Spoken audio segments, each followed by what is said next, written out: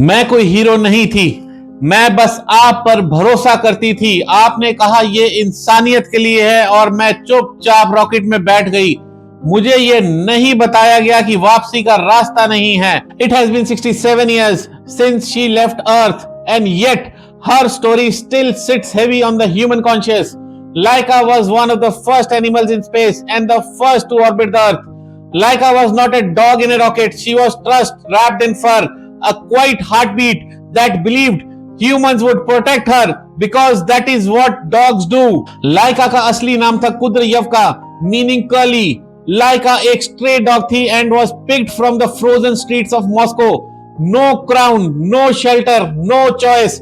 She was chosen not for greatness but because she was calm, obedient, and strong enough to endure pain, as if suffering itself became her qualification. On November 3, 1957, Laika was placed, or rather sealed, inside Sputnik 2 spacecraft. Capsule के अंदर खाना था, पानी था, it had even padded walls. But Sputnik 2 के वापसी धरती पर आने का कोई प्लान नहीं था, as the technology to re-enter the atmosphere had not yet been developed. Laika was sent to study the effects of space travel on a living organism as the USSR raced to achieve human spaceflight. She died from overheating and stress just hours into the mission when the cooling system failed. Laika's survival was never expected.